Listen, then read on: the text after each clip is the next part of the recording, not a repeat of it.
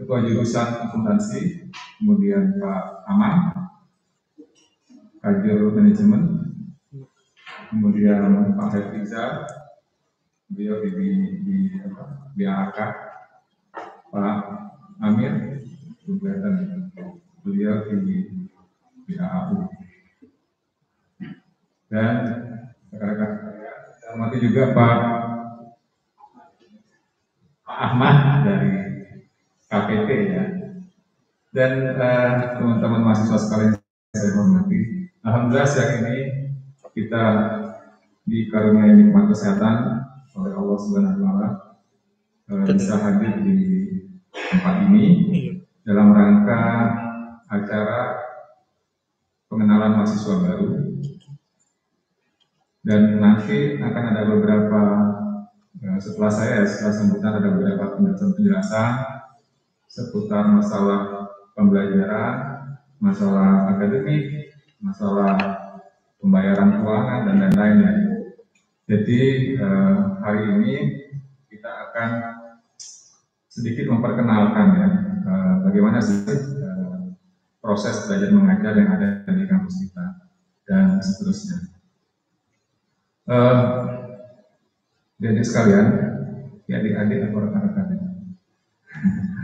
Rekan-rekan ya, oke rekan-rekan.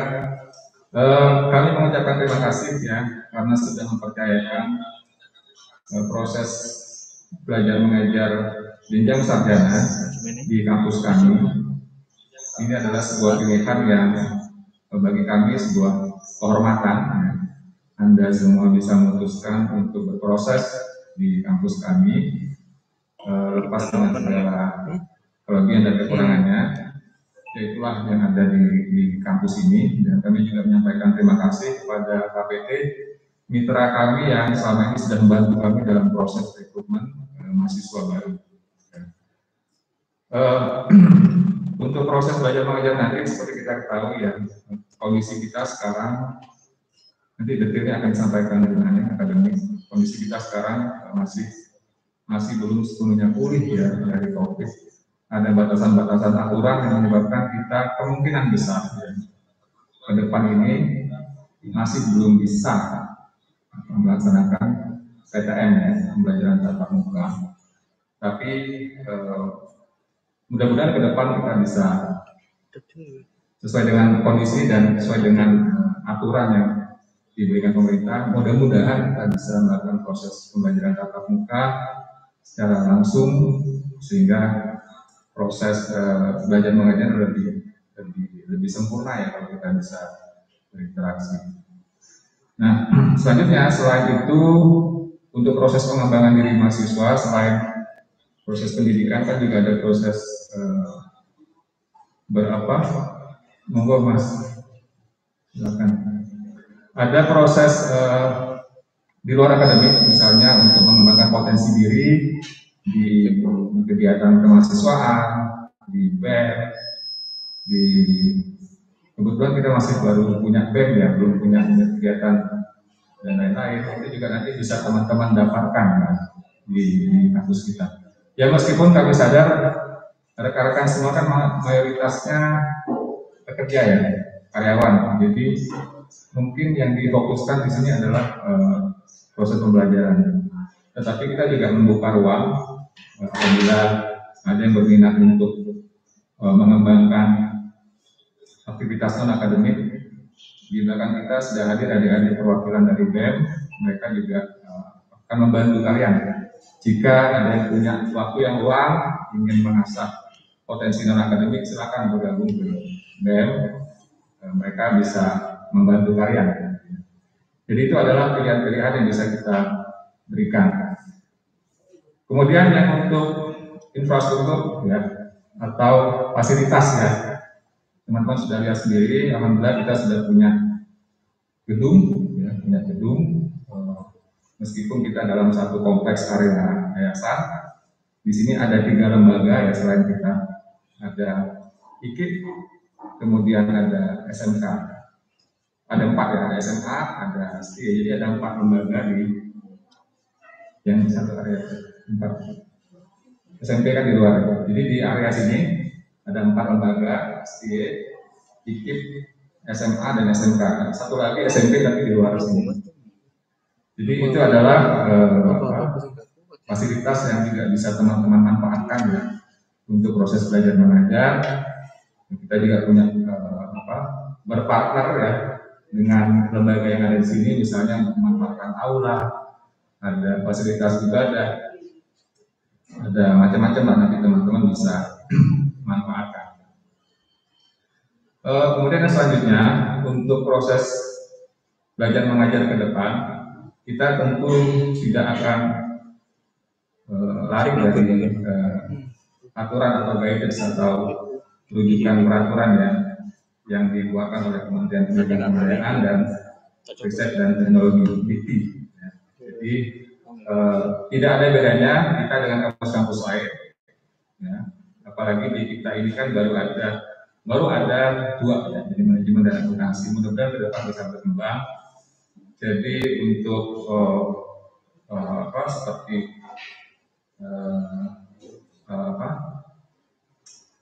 kurikulum, kemudian mata kuliah. Ya, kalau teman-teman ada teman di luar yang juga kuliah di jurusan yang sama, misalnya di manajemen atau akuntansi, kami yakin tidak akan jauh beda. Jadi bisa saling sharing ya, bagaimana proses di sana, bagaimana di sini, ini tidak akan jauh berbeda. Ya. Kita masih belum punya jurusan yang khusus yang spesialis gitu, masih belum ada. Jadi itulah kelebihan kita. Jadi teman-teman bisa bertukar pikiran dengan rekan-rekan di kantor, barangkali juga kuliah di kampus lain di fakultas ekonomi misalnya, bisa saling sharing. Baik, saya kira itu aja pengantar ya. Untuk teknis nanti pertama akan disampaikan Bu Ani tentang proses akademik, kemudian Pak Hadi proses belajar mengajar, dan nanti Pak Yafriza juga ya, salah keuangan. Pak Ahmad, Pak Ahmad dari KPT. Terima kasih dari saya. Assalamualaikum warahmatullahi wabarakatuh. Waalaikumsalam warahmatullahi wabarakatuh.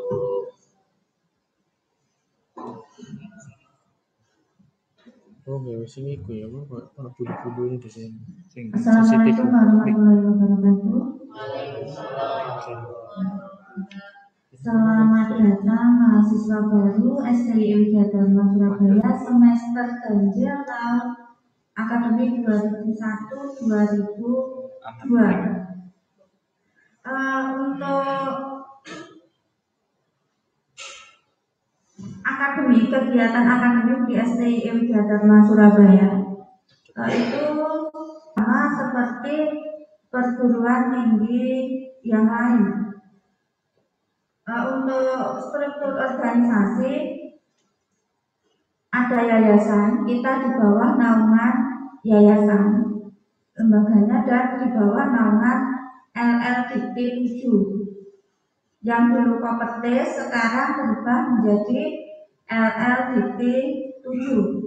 Untuk struktur organisasi ada ketua Pak Imran, kemudian wakil ketua saya sebagai wakil ketua bidang akademik, dan Pak Hadi sebagai wakil ketua bidang non akademik. Kemudian ada ketua LPPM itu Bapak Usman, kemudian kajur akuntansi Pak Somad, dan kajur manajemen Bapak Amang.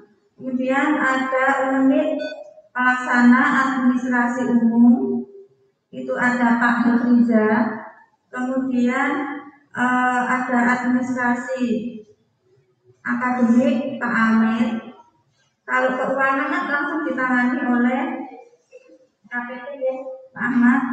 Untuk perpustakaannya kebetulan belum diangkat lagi karena kemarin petugasnya itu kena COVID dan menghadap Yang Maha Kuasa.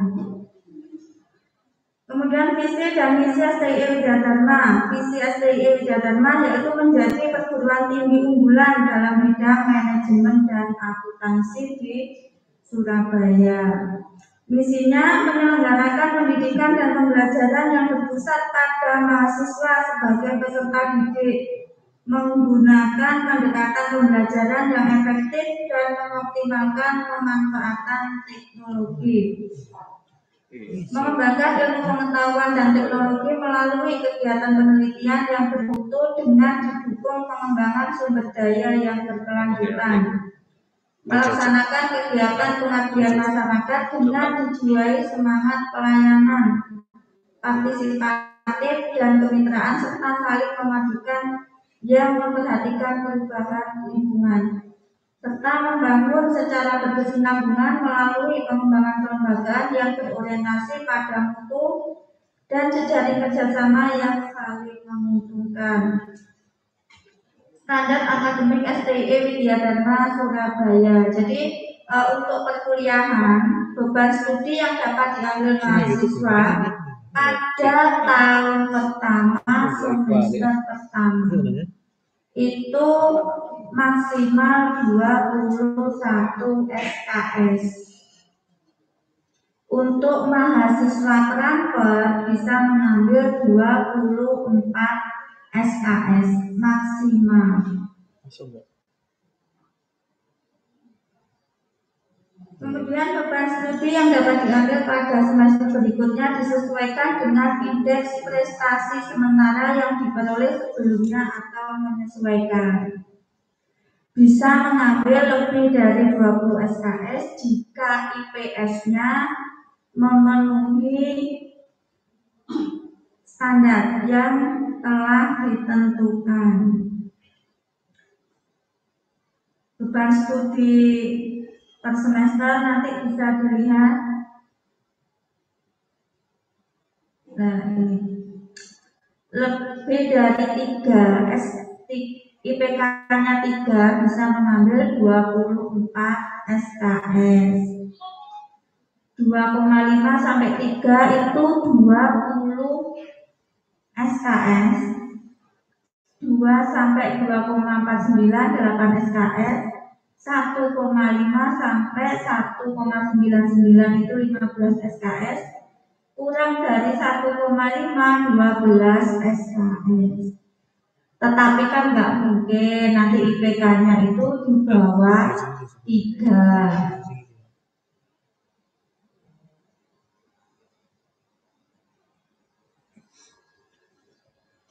Kemudian ketentuan satuan kredit semester.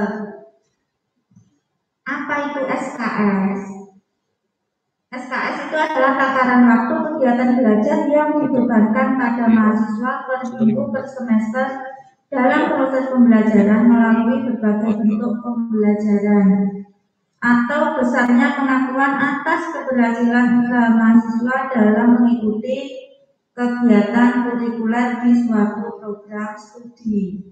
Kalau di SMA itu namanya pelajaran. Kalau di perkuliahan, di perguruan tinggi itu mata kuliah. Di STIE Widya Dharma sendiri itu satu mata kuliah 3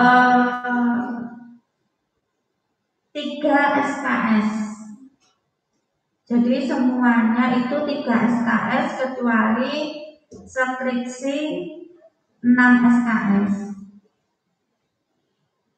1 SKS itu setara dengan 150 menit kegiatan belajar per minggu per semester. Setiap mata kuliah memiliki bobot 3 SKS kecuali skripsi. Skripsi itu 6 SKS. Semester merupakan satuan waktu kegiatan pembelajaran efektif selama 16 minggu. Nanti kita belajarnya di semester ganjil itu 16 minggu sudah termasuk UTS dan UAS. Berarti ada 14 kali tatap muka.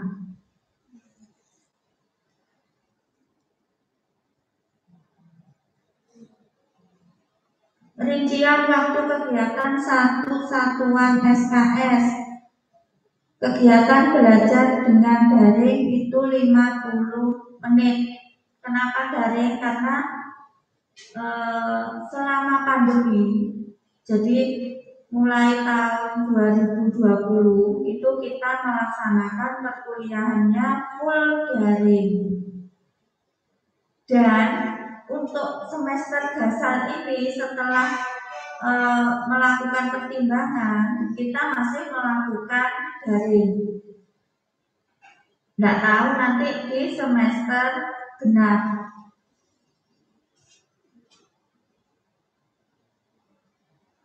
Kegiatan belajar dengan penugasan terstruktur itu 60 menit.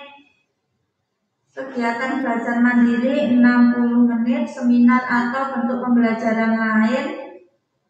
Ada kegiatan belajar tatap muka 100 menit, kegiatan belajar mandiri 70 menit. Pembelajaran praktikum 170 menit. Masa perkuliahan di STIE Widya Dharma Surabaya. Perkuliahan berlangsung pada semester ganjil dan genap. Nanti ada semester antara, semester pendek. Semester pendek dimulai di bulan Juli dan Agustus. Jadi hanya 8 kali tatap muka untuk semester pendek. Biasanya semester pendek ini diambil oleh yang transfer. Kalau reguler 4 tahun, kalau yang transfer kan nanti minimal itu perkuliahannya selama 1,5 tahun atau 3 semester. Untuk yang reguler itu dari SMA, SMK dan sederajat itu minimal sudah menempuh 3,5 tahun atau 7 semester baru bisa lulus. Kurang dari itu sesuai dengan ketentuan dikti, undang-undang dikti itu tidak diperbolehkan.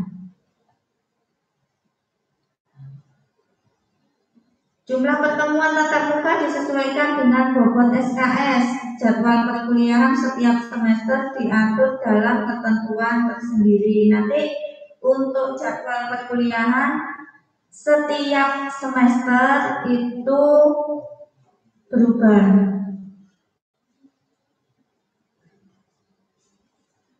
Jumlah pertemuan tadi sudah 16 kali tatap muka, sudah termasuk 2 kali ujian UTS dan UAS.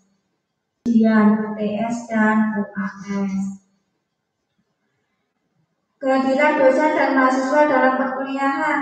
Dosen berkewajiban melaksanakan perkuliahan minimal 80% dari ketentuan masa perkuliahan dan menggantikan sisa perkuliahan sebesar 20% dengan tugas-tugas yang setara.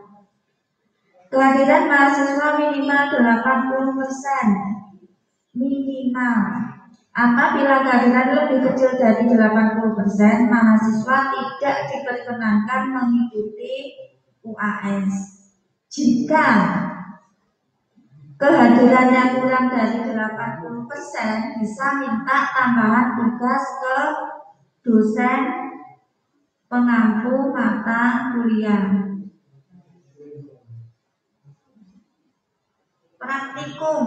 Praktikum merupakan salah satu metode pembelajaran yang dimaksudkan untuk meningkatkan pemahaman dan keterampilan mahasiswa. Tidak semua mata kuliah mengandung praktikum. Pelaksanaan praktikum diselenggarakan di dalam laboratorium atau workshop tergantung jenis praktikumnya. Tata tertib mengikuti perkuliahan.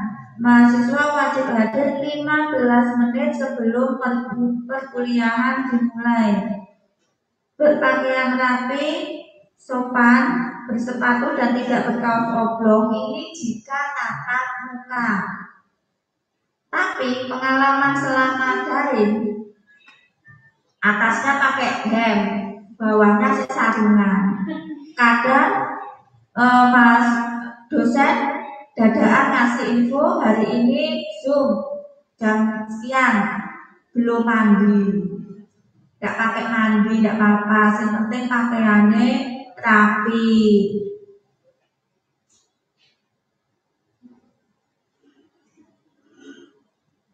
Ujian mata kuliah dilakukan untuk mengukur capaian pembelajaran pada mata kuliah yang dinyatakan dalam bentuk nilai hasil belajar. Ujian tersebut dilaksanakan dosen yang bersangkutan meliputi UTS dan UAS. Ujian tugas akhir dilaksanakan prodi dengan membentuk panitia dan tim penguji di bawah pengawasan pimpinan.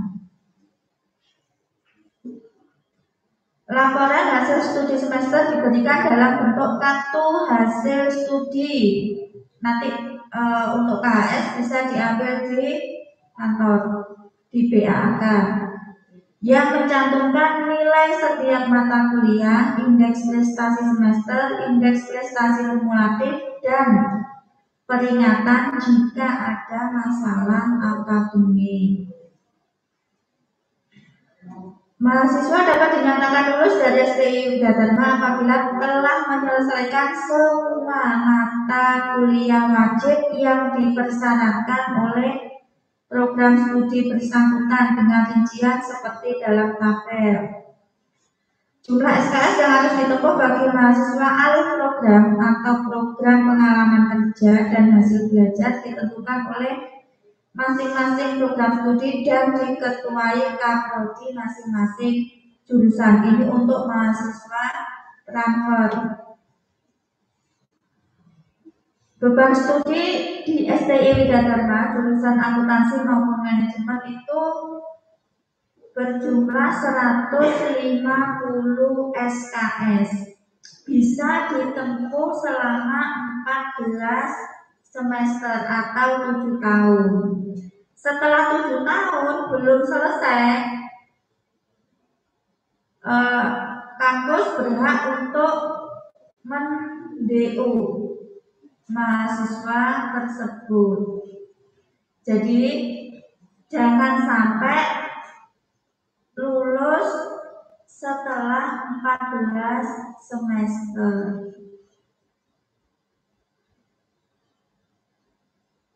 Nilai batasan kelulusan program sarjana suatu mata kuliah dianggap lulus apabila mempunyai nilai minimal C.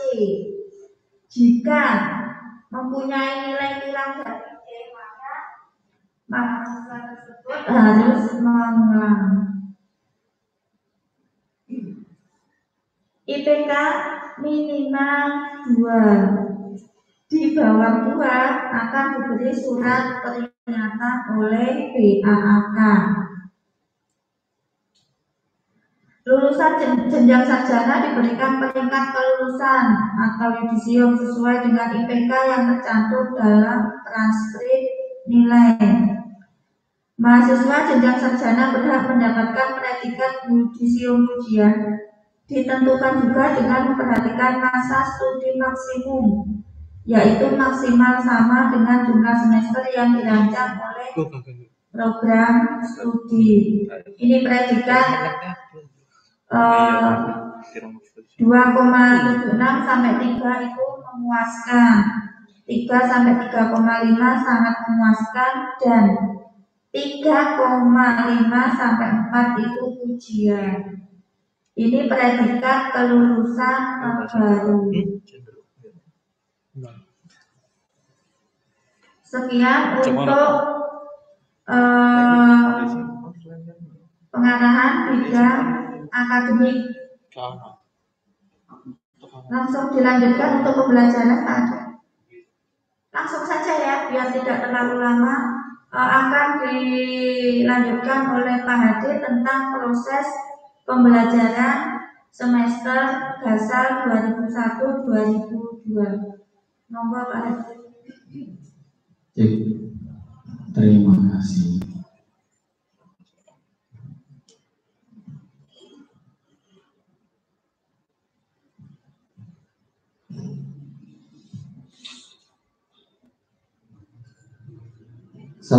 Assalamualaikum warahmatullahi wabarakatuh. Terima kasih atas waktunya yang saya hormati Ketua STI Dharma,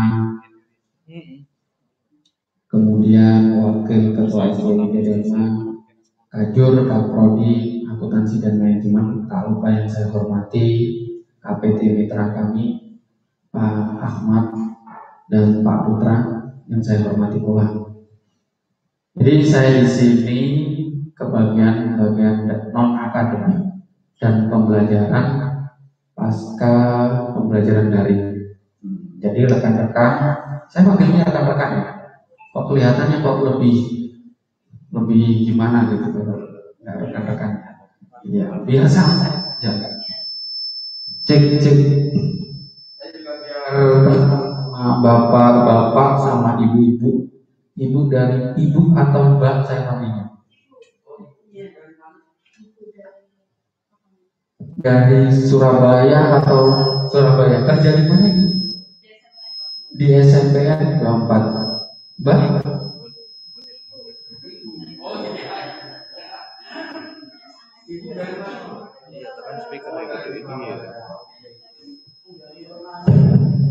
Ya, menggali informasi karena non akademik kan. Karena kalau bagian non akademik itu nanti ada yang mahasiswanya kadang-kadang, Pak, saya kerja, Pak. Semua itu kerja. Pak, saya nggak bisa ikut kuliah, gimana, Pak? Semuanya juga ikut kuliah, gitu. Pak, saya sambil kuliah sambil kerja, gimana, Pak? Semuanya juga kuliah sambil kerja.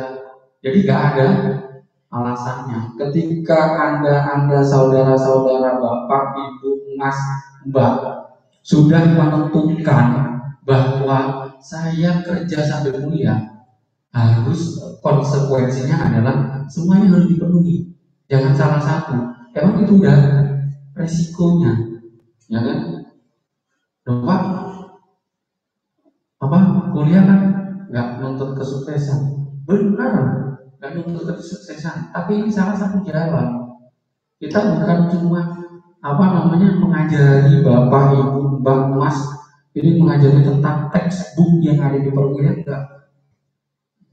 Kita juga ngajarin bapak, ibu sekalian, apalagi ini daring. Kalau daring itu kan tanggung jawabnya ada di mahasiswa kan, bukan tanggung jawabnya istilahnya pure ke dosen. Bapak, ibu, mas, mbak, saya jangkep aja kalau menurutnya. Mungkin mohon maaf kalau ada yang tersinggung ya dengan jabatan-jabatan bapak, ibu, mas, mbak yang ada di luar sana. Tapi ketika kita di sini posisikan sebagai mahasiswa yang paling enggak kita sama-sama saling menghormati.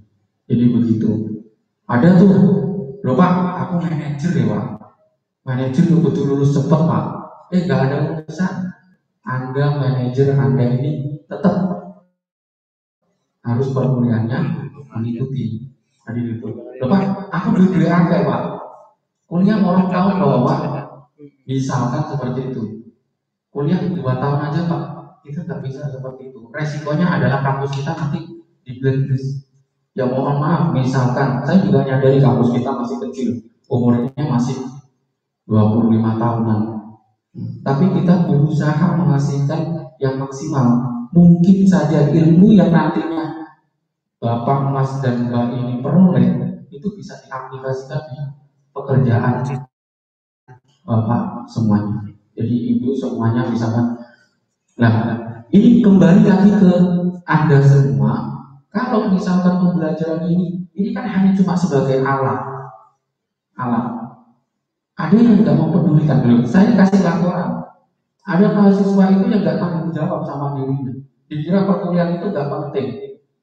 Besok kalau kalian sudah jadi bos, ya, ketika nggak dipedulikan sama karyawannya, jangan salahkan karyawannya, karena Anda sendiri nggak menghormati kami, dosen ketika memberikan pembelajaran. Pak, nggak penting Pak, yang penting kan UTS sama UAS. Jangan seperti itu. Perkuliahan ini juga sebagai bentuk tanggung jawabnya mahasiswa. Kalau misalkan si Siti, ayo waktunya masuk kuliah. Ini kan kalau anak SD aja. Siti sini. waktunya kuliah manajemen, ini waktunya kuliah akuntansi misalnya. Itu kan kalau kita ngajarin anak SD, nah kalau kita ngajarin orang-orang yang apalagi mahasiswa, nah kalau mahasiswa paling gak tanggung jawab, diingatkan dosennya, mungkin saja barangkali lupa dengan jadwalnya. Yang tadi dikatakan sama Bu Naim paling gak 80% perkuliahannya, sama tambahan UTS sama UAS. Kalau misalkan berhalangan hadir, kita kan masih terakhir strateginya kita masih daring. Karena daring itu kan apa? Ya kita apa namanya masih belum diizinkan kan. Kalau kampus-kampus gede kan sarana dan prasarananya itu kan mendukung gitu. Kita live seperti ini aja beribetnya minta ampun kan. Tadi ada kan ya gitu. Jadi mohon maaf sekali misalkan kita ada kendala atau apa dan lain sebagainya, dimaklumi, tapi kita akan memberikan maksimal pembelajaran yang nantinya paling tidak ilmu satu atau dua ilmu itu nanti bisa bermanfaat. Kita kan nggak tahu. Sering kan kita nonton di YouTube, loh Pak, ngapain kita belajar bahasa Inggris Pak? Ngapain kita belajar matematik? Ngapain kita belajar ini? Dosennya aja banyak Pak. Mahasiswa suruh paham semua, tidak seperti itu konsepnya.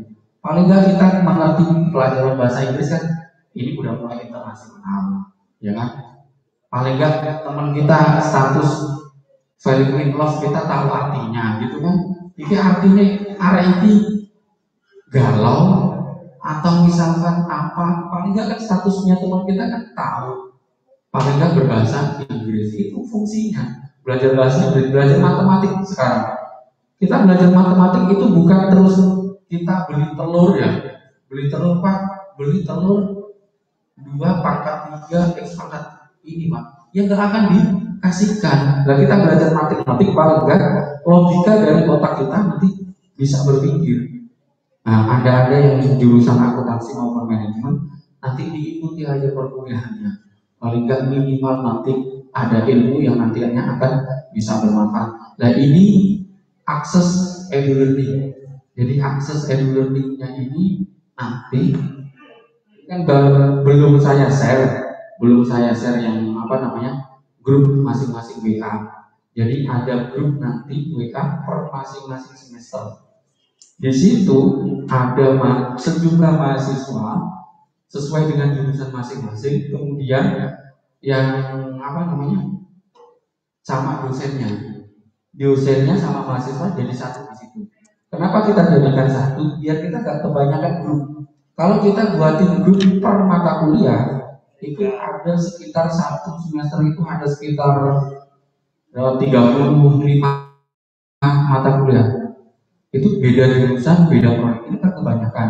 Makanya kita pangkas satu kelas itu nanti di situ nanti pembelajarannya. Untuk informasi misalkan dosennya mau Zoom, dosennya mau apa. Nah, itu nanti informasinya di situ sesuai dengan jadwal. Nah, biasanya yang kemarin alasannya itu banyak banget. Pak Lambur, Pak tutup buku, Pak akreditasi atau apa pembukuan atau apa. Kan ya. Kalau online izin aja. Pak saya maaf nggak on cam ya. Saya mendengarkan. Paling nggak kan menghormati dosennya. Mendengarkan kayak kita mendengarkan radio yang di mobil.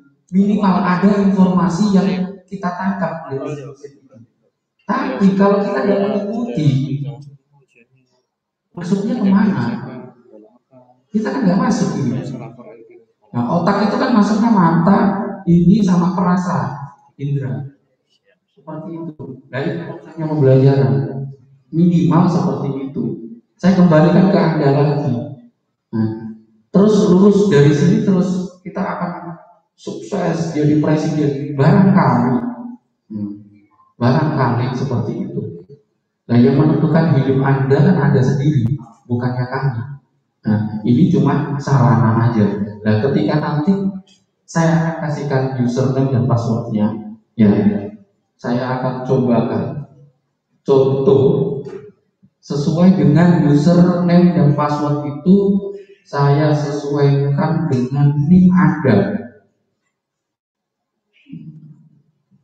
Contoh ini NIM-nya Mbak Unita Wirahmawati. Ini sih kakek. Ini di login aja seperti biasa. Nanti kalau udah muncul, pastikan jurusan Anda benar. Kalau salah di sini, langsung konfirmasi. Pak, jurusan saya akuntansi, Pak, jurusan saya manajemen. Pastikan seperti itu dulu.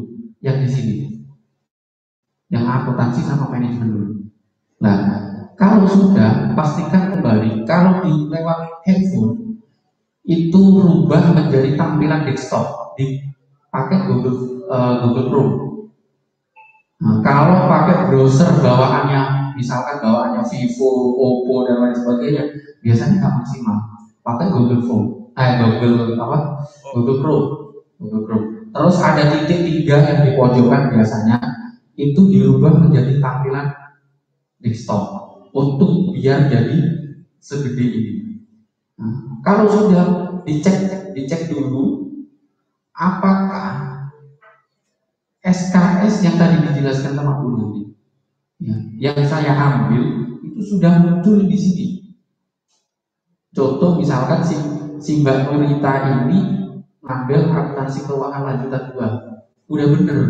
Ataukah ada mata kuliah yang nyasar? Ada nyasar, misalkan saya yang mahasiswa misalkan CCD tadi, dia nggak ngambil akuntansi sektor pabrik, tapi di sini muncul, langsung konfirmasi ke kita. Bukti screenshot, Pak, ini saya kelebihan 1 mata kuliah. Pak, saya ini kekurangan 1 mata kuliah. Dijelasin mata kuliah apa yang belum muncul di sini. Kalau sudah muncul berarti udah dapat. Tinggal nanti kita bisa akses di beranda, kita isikan aja profil Anda. Nah, profilnya diisikan sesuai dengan profil Anda masing-masing. Nah, ini kalau Anda masukkan email, ini nanti akan dapat notif dari email. Minimal seperti itu. Notifnya email bahwa hari ini ada pembelajaran akuntansi sektor pabrik. Contohnya misalkan kayak gitu. Nah, terus lagi password yang di sini untuk sementara jangan diganti dulu. Biarkan sama password bawaan. Sementara jangan diganti dulu.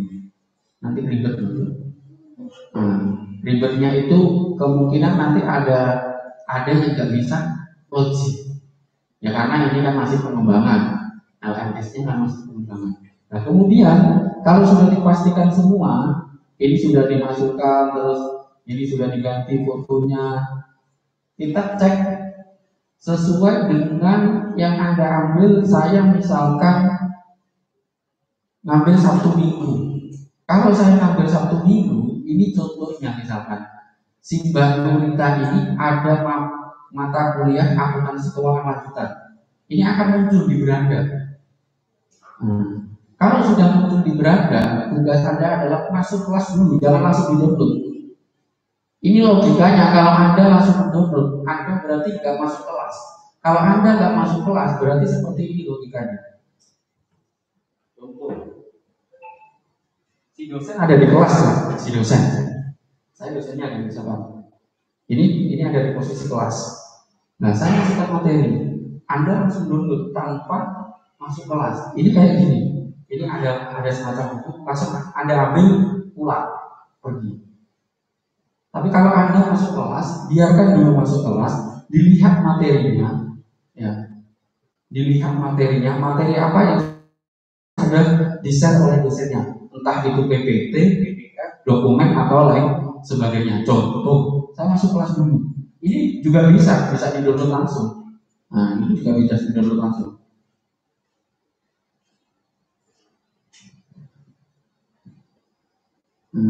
Ini contoh. Saya buka dulu. Oh, materinya sudah aman. Nah, dilihat dulu. Apakah di dalam materi ini ada tugas dari si dosen? Dilihat materinya. Oh, sudah. Atau nanti si dosen kalau pengen conference lewat conference yang ini, fitur conference, langsung klik yang di sini. Nah, ini saya pertegas kembali. Jika si dosen itu ngasihkan link di grup WhatsApp, Anda nggak akan terekam di e-learning. Nah, yang di sini nggak terekam.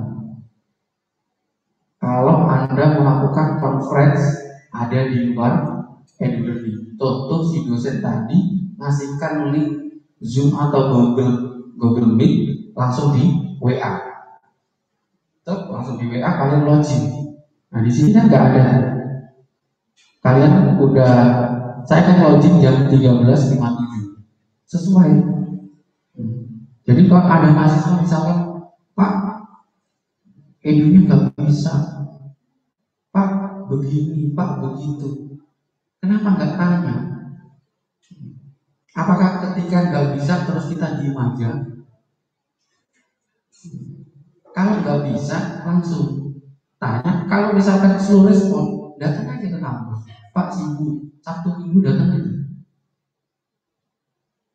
Jadi lihat dulu mau memperbaiki e-learningnya seperti apa kejelasannya. Nah, ini kalau misalkan si dosen hanya cuma ngasih materi aja.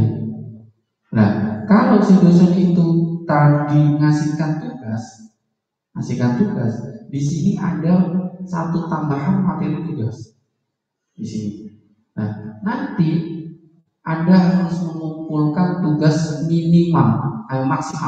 maksimal 2 minggu setelah tugas itu diberikan. Kalau tidak dilakukan, maka fitur ini akan tertutup secara otomatis. Kemudian syarat untuk mengumpulkan tugas, Anda harus mendownload tugas.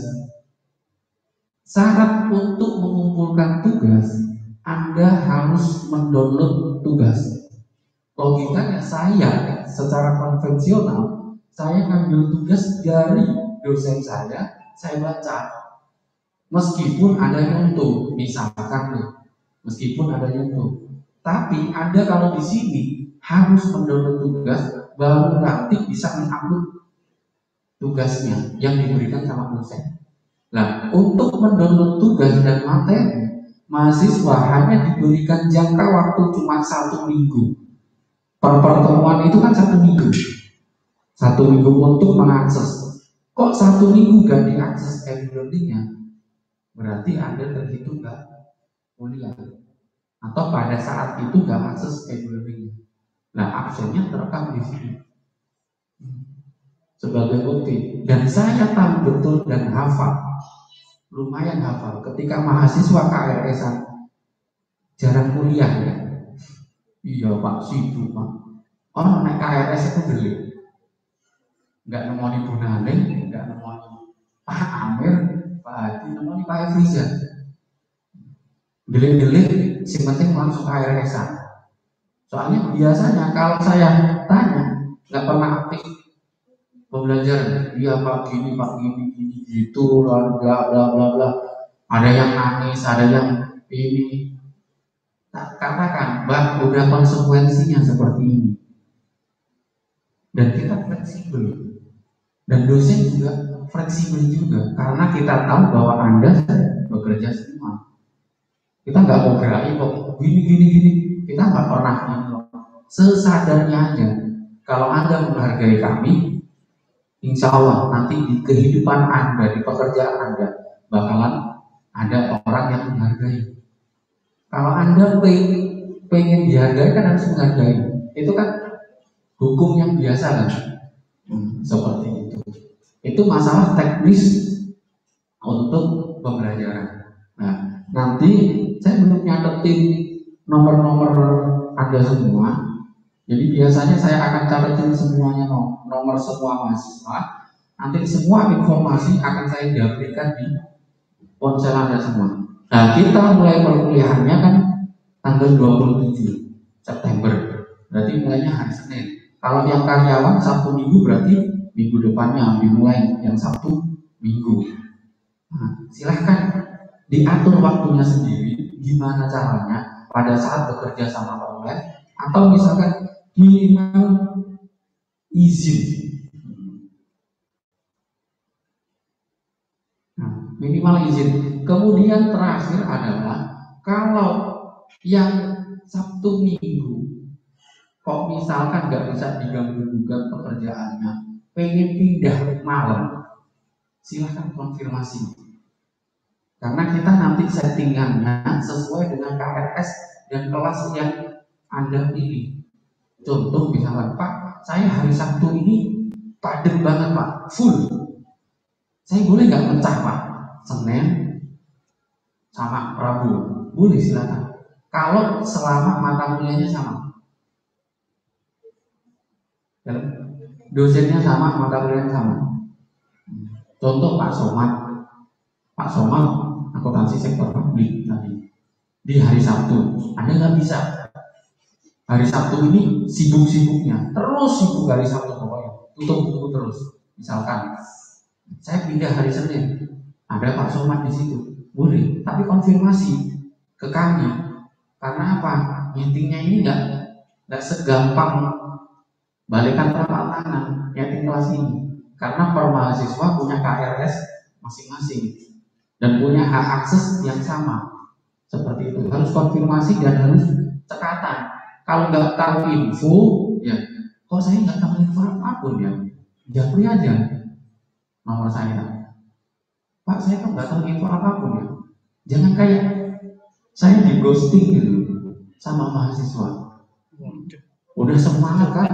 Pak, ya di awal. Oh iya Pak, siap, laksanakan, siap gerak. Naik, hilang. Terus, Pak, permisi Pak, saya mau mengundurkan diri.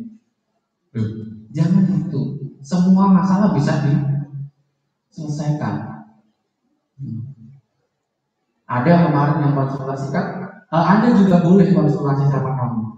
Kemarin ada mahasiswa yang terkendala masalah biaya, gara-gara ditipu orang 250 juta. Itu bapaknya langsung datang ke kampus, Pak, saya mau putus kuliah. Loh, kenapa Pak mau putus kuliah? Saya nggak bisa bayar. Emang bayarnya berapa Pak per bulan? 400.000.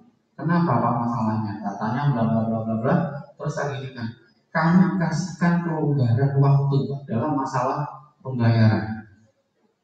Jangan sampai putus kuliah. Emang udah semester 4, tinggal 2 tahun lagi. Jadi semua yang Anda misalkan alami nanti, kejadian misalkan nggak bisa bayar ini, tolong disampaikan ke kami.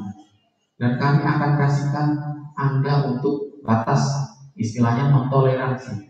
Tapi yang enggak semuanya ya. Kalau semuanya, Pak, tahun depan ya Pak ya saya bayar. Kami sendiri bayarin dosen ini gimana? Ngutang dulu lah. Kan enggak seperti itu.